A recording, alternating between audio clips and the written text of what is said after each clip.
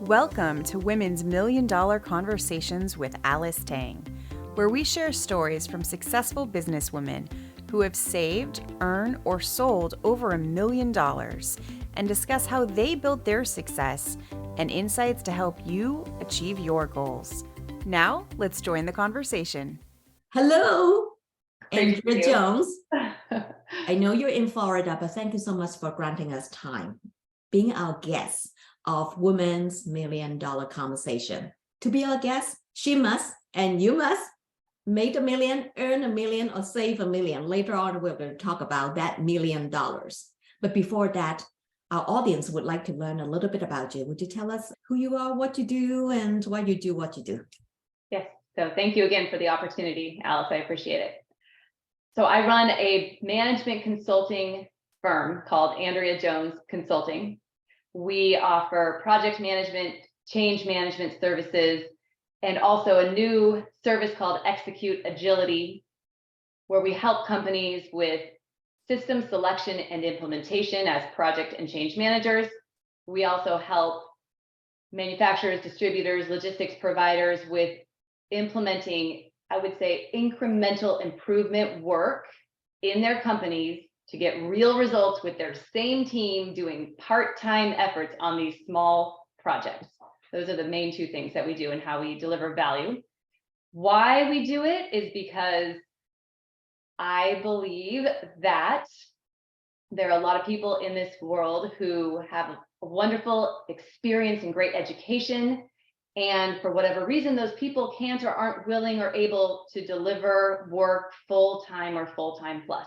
At AJC, the work and the project work we do is geared towards part-time hours, which is really a win-win for our clients and our team, because we can offer very meaningful, high-impact results with less than full-time billable consulting hours.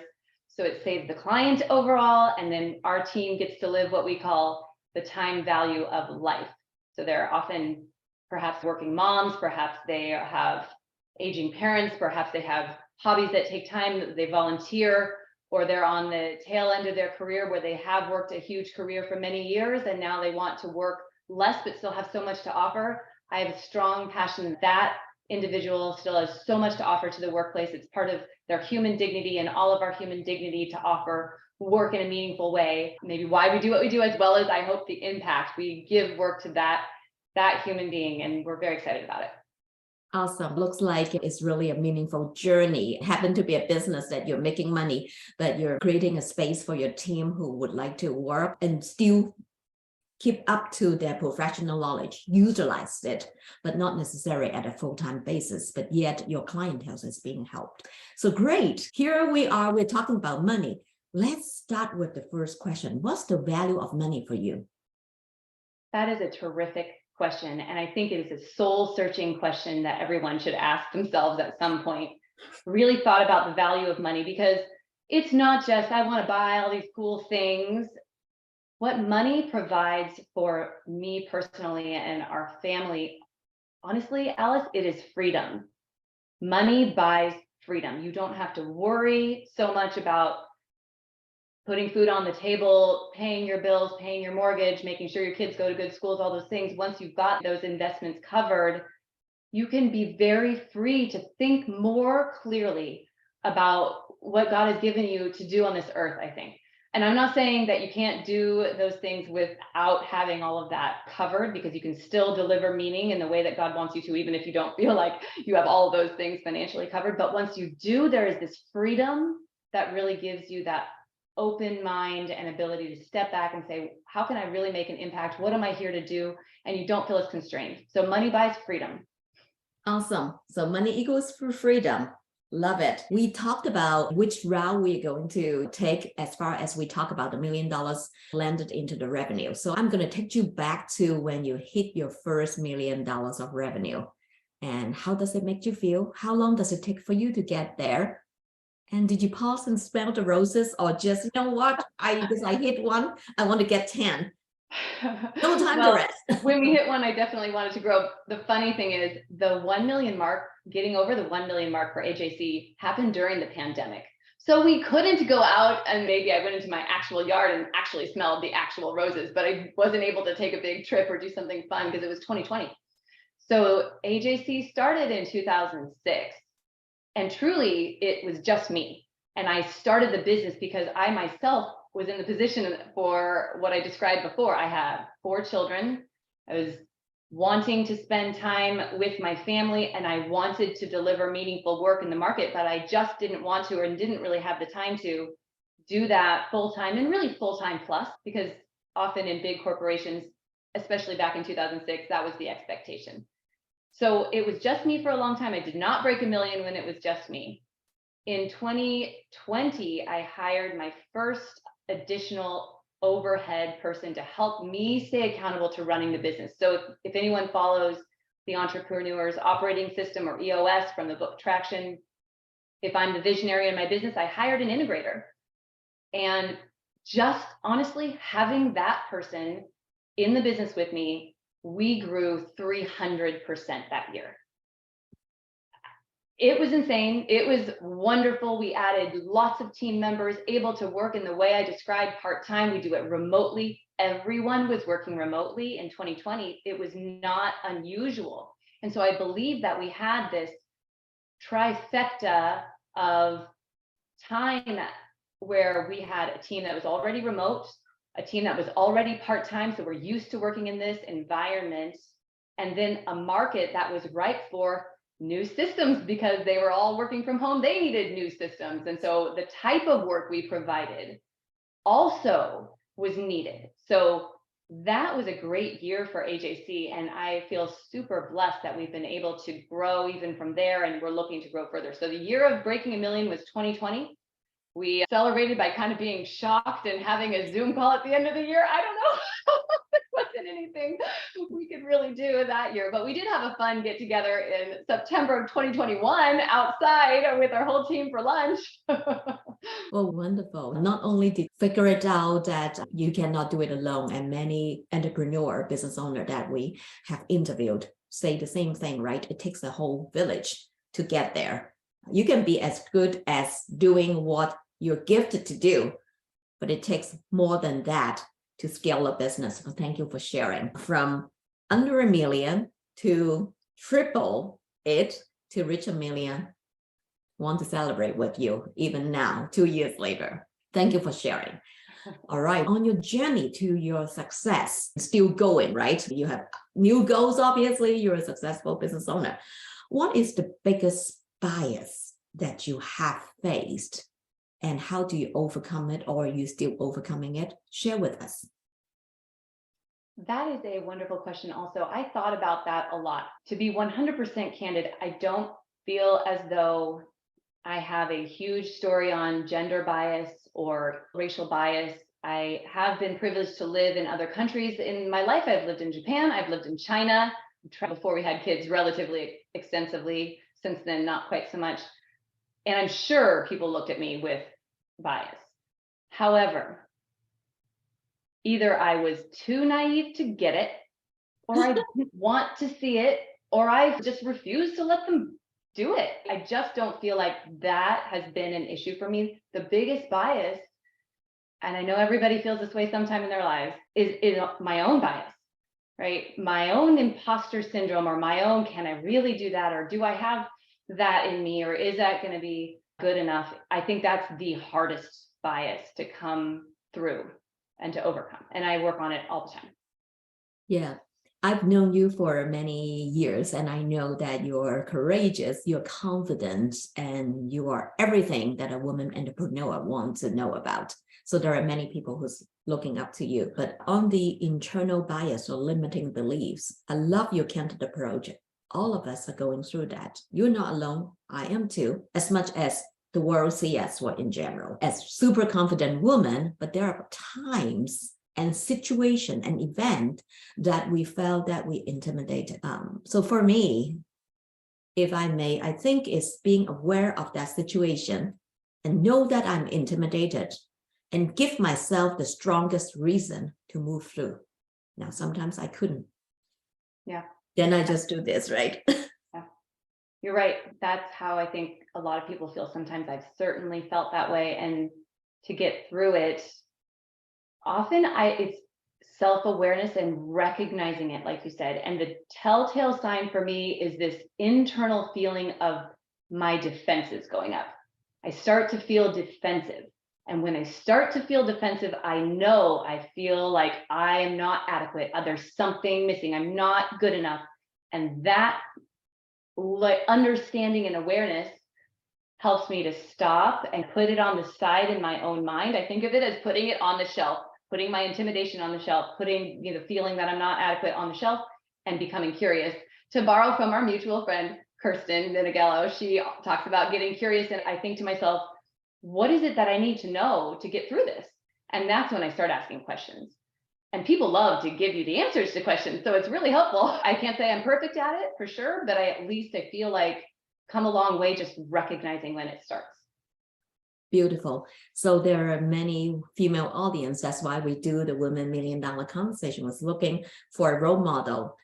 When they relate to you, what are you going to tell them that there is this one thing that you have to consider doing or do in order to get to just like me or beyond me? What do other people need to do? Keep going. I think keep going. Have the courage to keep going. I read a Mark Twain quote the other day. It's something to the effect of, small people will belittle your ambition, but great people will help you grow. I think if you can think to yourself, if other people are making me feel this way and I'm recognizing the defensiveness, I'm asking the questions, and they're still belittling my ideas and my ambition, it's okay. They may not be the right person to surround myself with. I'm going to get out of that situation, but I'm going to keep going. And for me, I would pray about it too, because this is a huge part of my life. I feel like God has put me here for a reason, put you, Alice, here for a reason, put all of us here for a reason. And this is a way to keep going. This is the way I keep going, which is I don't know what exactly it is, or hopefully many things that God has put me here to do. But I do believe that there is a reason that I'm here. I believe there's a reason everyone is here. And I don't need to know all of it right now either. If I pull myself out of the situation or out of the world, I may not be able to do all of these things in the way that God has given me gifts and talents to do. So I have to keep going. It's not about me. It's about the purpose that I'm here to serve that I don't fully understand or appreciate now, but I believe and hope that someday I'll have a better picture. I have to keep going. People should keep going. Well, keep going. Keep going. Thank you for answering this. As you were talking about the journey of keep going, right? Why we need to keep going when we don't know. I have a lot of goosebumps in my body. So saying that. Well, that leads to a great next question. I'm sure running a business is not easy. There are times that it's super tough. And you said, gosh, I really want to quit. I'm hanging on my pinky finger off the cliff. So what kept you hanging there or going? Yeah, that's a great Other question. than what we have just discussed. Right.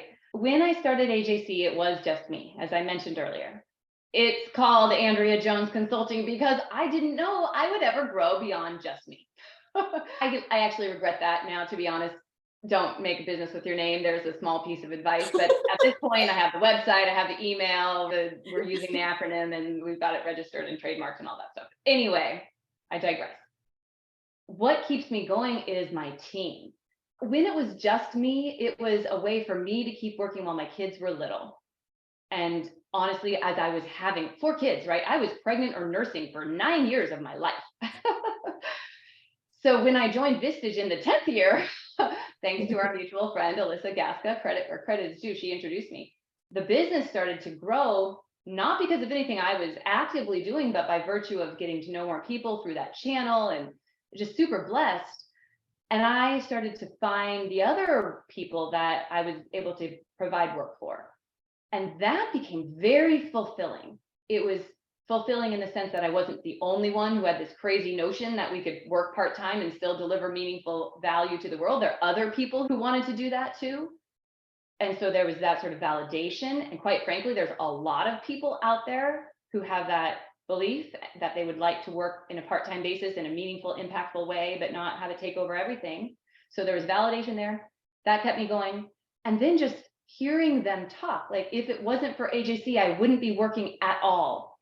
And these people are so good at what they do. Just thinking about the potential that's not being used in the world if we didn't exist, that keeps me going.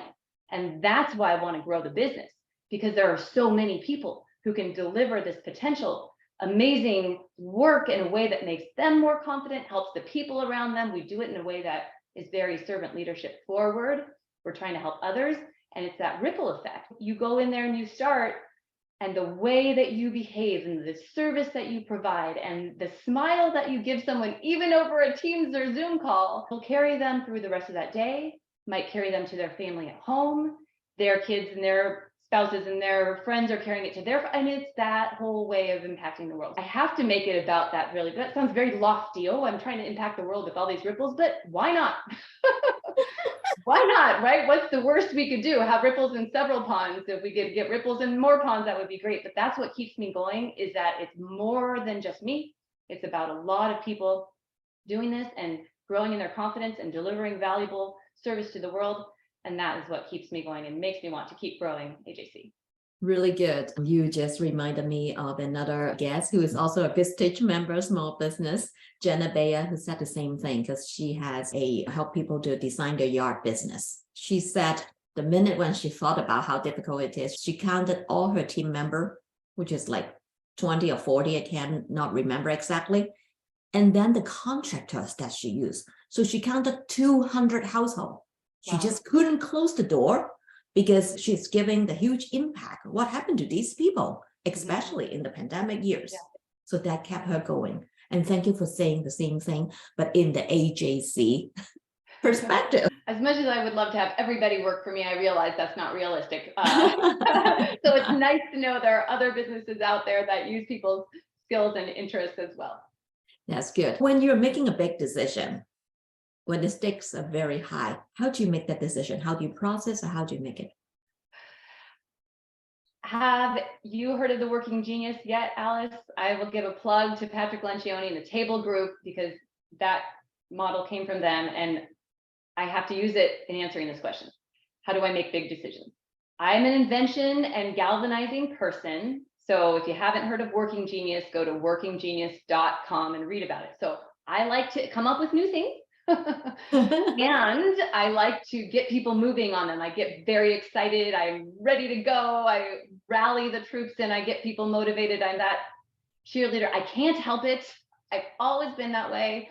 I skip the discernment step. So really, if you go through the way that work should happen, it's come up with the big ideas and then figure out, discern the right ones, because you can't do everything.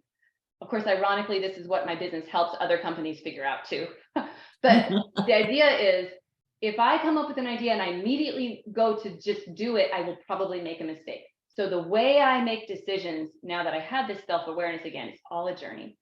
I have people on my team, the integrator person I hired, another woman now, our general manager, director of client services, and they both are very good at discernment. That's part of their working genius. And so I mindfully stop myself from between invention and galvanizing, and I talk with them. And that's the way I make decisions now. I make sure I talk it out with someone who is a good partner, who has a complementary skill set from my own. Very fortunate in my business to have two such partners. In my marriage, my husband has discernment, so I'm super grateful for that as well. I can't say I'm perfect, because sometimes I still go from idea to immediately putting it into action. I try, however, especially when it's a very big decision, to talk about it with a few people, get that perspective. I might process it at Vistage, because I just don't have all of the knowledge and my perspective is limited. So it's very important to stop and take a few more days. Doesn't have to be forever. I'm not into analysis paralysis. But a few more days to sleep on it, to discuss it, to really weigh the pros and cons and the ramifications of one outcome or another, depending on the course we decide to take, and then move forward. That's how I make decisions. Very good. So you know your strength, you know also your weakness. You surround yourself with the people you can trust picking a certain idea apart or giving you a green light, then you make that decision. Yeah.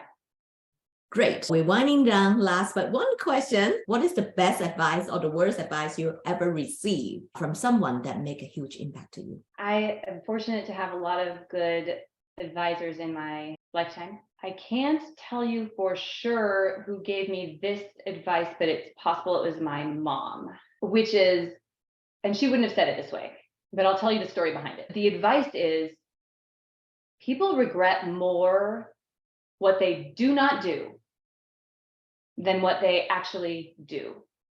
You will look back on your life, and if you felt like I should have done blah, I should have tried this, I should have given that a go when I had the chance, and I didn't, you regret that more than I did go out there and gosh, I was embarrassed, but it turned out to be okay. I really feel that way. And the reason I think it might have been my mom is when I lived in Japan, when I was a senior in undergraduate school, as an international student living with a family, I was so blessed.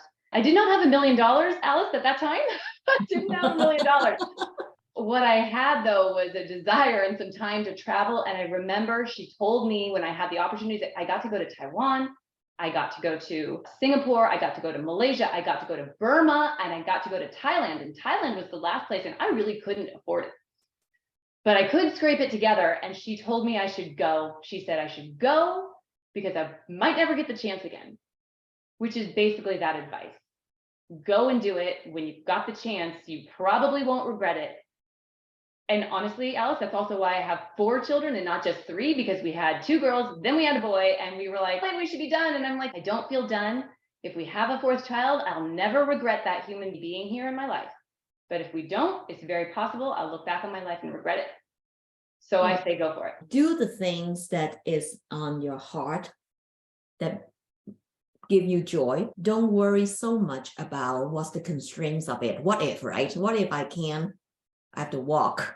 What if I can't afford the aeroplane? So I go back to my college days. We were very poor students, but we decided to go to Paris by the boat, by the ferry, not by the plane. Looks like it's more expensive. I didn't remember. And we took the option of cold shower. Wow. Instead of hot shower. Guess what? It's really short shower, 1 minute, right? But we still talk about it. That was a great, crazy good experience. Not so good at the time. Right. When you do have that million, you can afford to go in a little more luxury. However, it makes for a great experience. Like you said, that is something I'm sure you'll treasure forever. Yeah, of course, I wouldn't do it again here. So last question. What are you grateful for? Oh my gosh. I'm grateful that I'm even here. I'm grateful that other people are here. How can I not be grateful for everything in my life? I'm so grateful. I'm grateful for opportunities that I come across. I'm grateful for my family. That's actually another great way to keep going, is start counting all the things you're grateful for. And then you realize how much you have independent of that million. And then how much you can keep going when you go for that potential and how many people you can serve.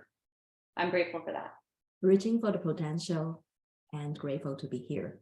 Thank you so much, Andrea Jones, my good friend in Florida. Thank you so much for the opportunity to talk with you, Alice. I appreciate it. Yes, awesome. Thank you.